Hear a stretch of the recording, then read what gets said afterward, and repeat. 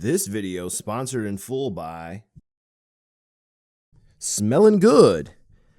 No, seriously, do something good for yourself every once in a while. Not this drink your water meme junk. Like, seriously, just do more than that. Like, get yourself a good smelling bar of soap. This one's lemon zest. And treat yourself. Make yourself feel good. Make yourself feel good, you'll be good. It's not the cure-all for depression, but hey, take care of yourself. It's the only you got. Monkey, monkey, monkey, and more. It's Steven's Monkey Reviews. Hey there, Collector Steven here, and I'm back with another video for you. We've got NECA on the table, and we're going to be taking a look at some Evil Dead figures, but that's not really going to be the point. The whole point of this video is going to be taking a look at NECA's recent changes to the engineering for their figures. So we have 3 Ultimate figures. We've got 1 Ultimate off to the side, who I'm going to save until the end, which quite frankly is the gold standard for NECA figures. I would have to say probably my favorite figure of 2021, despite the fact that it was delayed to hell and back. And then we have another figure that's going to be off to the side, which quite frankly it's gonna blow your mind if you are only a fan of NECA and their engineering. So let's sort of walk you through everything, what led up to the Ultimate releases, and kind of where we're at today. So originally what NECA did, whether it's going to go back to their original static figures for horror, they had very, I guess you might say, statue-esque figures, whether it's going to be NECA proper or, you know, McFarlane when the NECA team was still there. Whatever the case may be, for horror figures, we basically had statues with a couple of points of articulation. They would have V-cut hips, so this way you could spin them around, and basically what you're seeing for these 2 Ash figures for their arms. They would have basic movement in the shoulders and in the elbows, a little bit of movement in the hands, and that would be just about it. Now, what NECA did is they did branch off into series for some of their properties. They did Nightmare on Elm Street, Friday the 13th, where they did some figures with rather basic articulation as well, but they did multiple releases. So this way they would be able to spread the cost out along or around, among, aside, above, whatever, different figures. And this way they would be able to add more points of articulation and accessories, but you would have to buy more than 1 figure.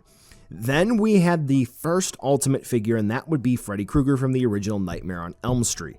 That one upped the points of articulation and the amount of accessories, and that is where we are at today, where NECA changed the idea from an Ultimate figure being the one incarnation of a figure you would need to get, and basically you would never need to buy another one to get all the different accessories. So what did they release? At least 17,000 different Pennywise figures from the 2017 It movie in order for you to get them all. So basically what the whole point is, kind of going back to it, is an Ultimate figure from NECA, specifically when it comes to horror, is you have 1 iteration of a character. You're going to get all the engineering and the articulation that you're going to need, along with a bunch of accessories that fit that iteration, interpretation, incarnation of the character. So I've said a lot so far, but what exactly are we getting at here? Well, we have 3 different Ash Williams figures. All of them are going to be Ultimate, and we have different vibes to them all.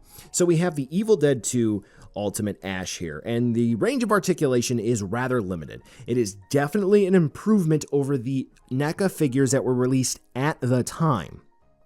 Okay, that being the keyword, at the time. Then we have the newly released Evil Dead Bruce Campbell, Ash Williams Ultimate, and then we have the Ash vs. Evil Dead Bruce Campbell, Ash Williams. Now, like I said, we have them arranged from least to most articulated, so if we release them or line them up in chronological order of release, as in when they were actually released by NECA, we have the order here in the order that you saw in the thumbnail.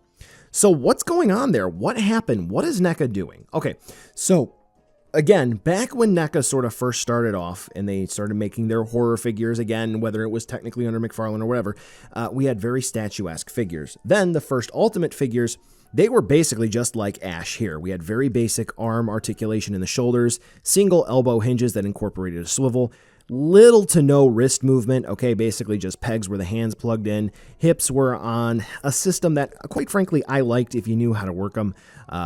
Swivel hinge combos there with thigh swivels attached. Yeah, all decent joints. Then they moved on a few years later.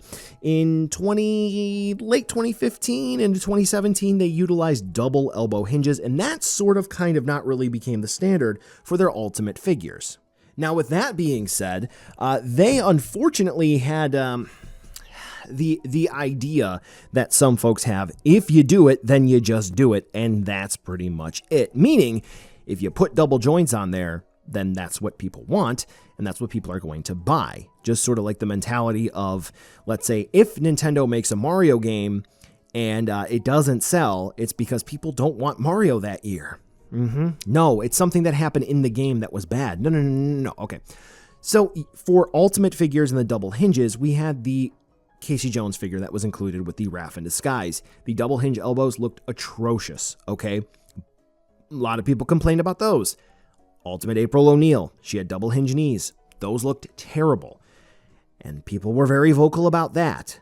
And then we saw reissuances, whatever, of those two characters in the TMNT movie lineup, and then Casey Jones now has single hinge elbows. April O'Neil has single hinge knees. So what's going on, NECA? Let's talk about it. So for the original versus Evil Dead, Bruce Campbell, Ash Williams, what am I talking about here?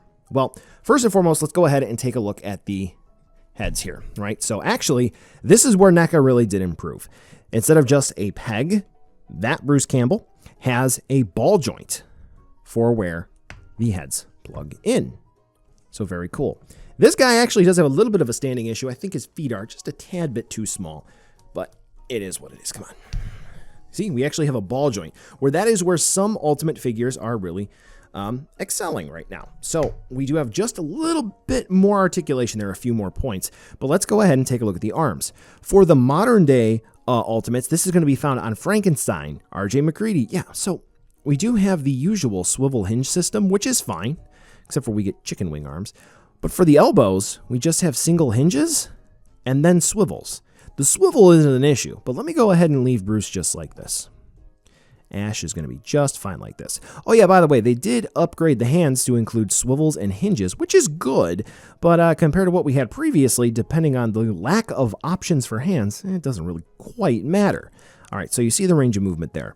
Now for NECA's double hinge system, it's actually pretty ingenious, okay? So obviously we are going to have the double hinge that allows you to move the arm at 2 points, and you can already see right off the bat, we do have a better range of movement on the versus Evil Dead Ultimate Ash, right? Okay, so that's good. Now, what else is cool is there's no bicep swivel, but we did see that there's a swivel at the elbow there. What's cool here is not only does the hinge closer to the bicep have a swivel as well, just like that, but the forearm has a swivel too. So, if you want Ash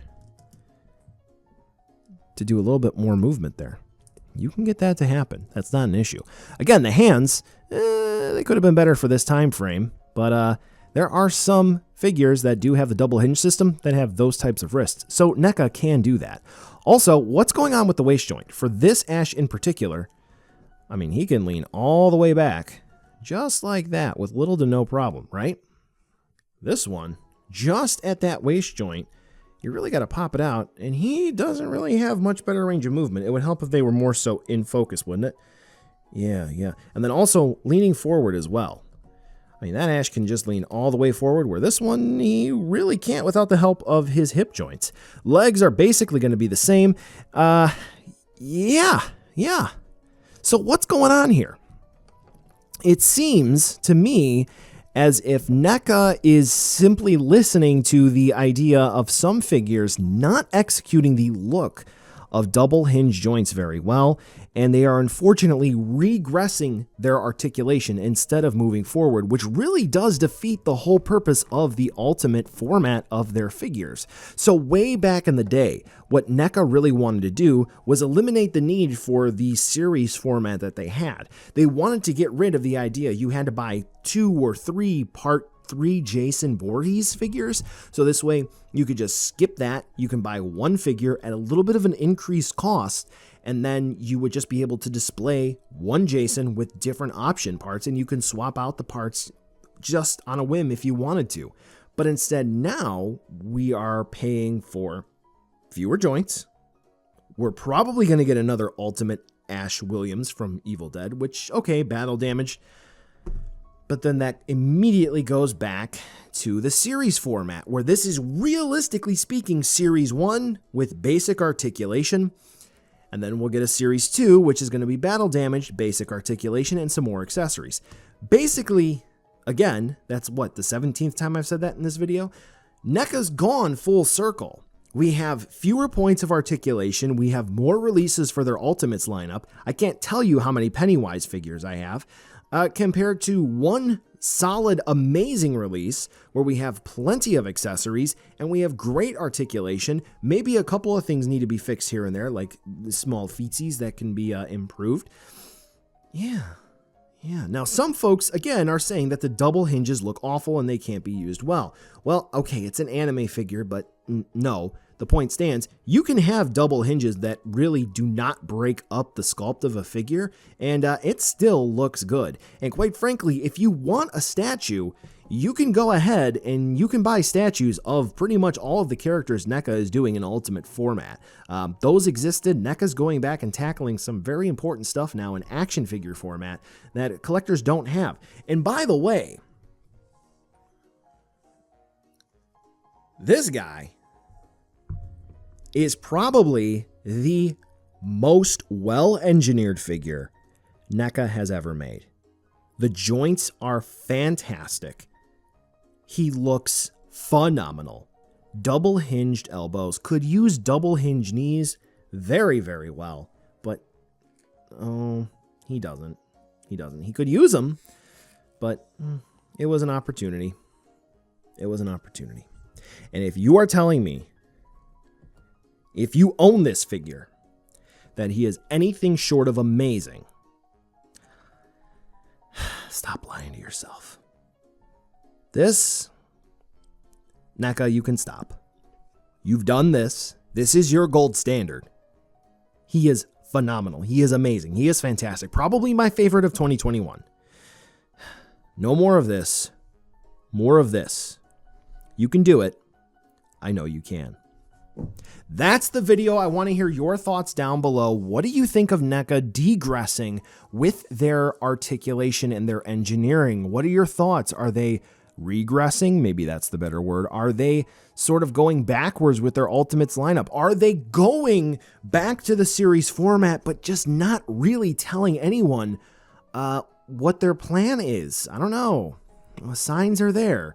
Writing's on the wall. I just think that we haven't decided to read it yet. That's the end of the video, and with that, I do want to say thanks to the patrons. It's the start of a new month, so here's everybody who's on board at the beginning.